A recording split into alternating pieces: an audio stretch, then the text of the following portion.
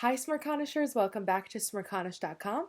This is the editor's report, and as you know, I'm your editor, Gili. I missed you guys. I know that last week we had a long holiday, 4th of July weekend, so we didn't have an editor's report, but it's good to be back, and as you know, I'm going to highlight all of the best critical thinking original content featured this week at smirconish.com. So let's get right into it.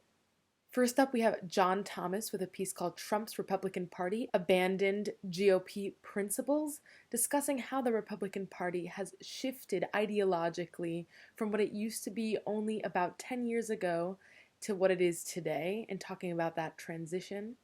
Then we have John Hamill with a piece called Heralding the 4th of July, discussing why the nation still celebrates that Independence Day when not everyone was independent during that time. Then we have Kevin Arnold with a piece called How Basic Behavioral Concepts Can Improve Public Health, advocating for wearing masks in public and how the next year or so we, the public, will need to be very vigilant in protecting ourselves and our communities with basic behavioral changes in the fight against COVID-19. Then we have James Craven with a piece called Tearing Down Confederate History, It's No Small Thing, discussing when and where it is appropriate to take down Confederate statues and what we should do with them after they're taken down. Then we have Denise LaRosa, who wrote a piece called From One Philadelphian to Another, discussing the taking down of Frank Rizzo's statue in Philadelphia recently and how she feels about it as a former Philadelphian native. Then we have Alan Mesh, who wrote a piece called Preserving the Lessons of History at Gettysburg, where he discusses why Gettysburg is actually an outdoor museum and how we can learn from those monuments that are there, from our past mistakes. Then we have Francis X. Murphy, who wrote a piece called Now is the Time for an American Truth and Reconciliation Commission, where he discusses why America needs to model South Africa after apartheid and go through a Truth and Reconciliation Commission process against American racism here. Then we have Jeff Clark with a piece called Truckers Are People, Not Targets, discussing the recent violence against truck drivers across America and what we need to do to stop it.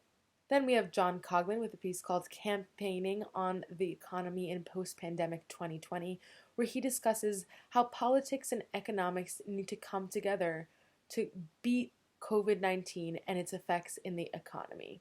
Next, we have Friar J. DeFalco, who wrote a piece called The Need to Be Open, where he discusses why open-mindedness and acceptance and tolerance of any person, regardless of race, gender, religion, etc., needs to be happening right now and how it is important to be accepting. And lastly, I wrote a piece for this past week called Political Hope and Trust, the Key to an Economic Recovery, discussing why we need to pick the right politicians that have the right policies in order to get back our economy from the COVID-19 recession, and why ultimately our modern economy is based on trust in the future and how we need to trust our politicians in order to get our economy back on track. They are linked no matter what you think. So make sure you go to smirconish.com to check out all that great content. And as always, CNN Smirconish 9 a.m. on Saturdays. And this week is a special week, I'm sure you've all heard already, but we have the CNN special, Michael's CNN special at 10 p.m. on Saturday night. Please watch and tune in. We worked really hard for this, and it's going to be really great. And as always, every weekday on SiriusXM from 9 to 12 every morning. That's it for now, folks. Hopefully you have a great weekend, and see you next time.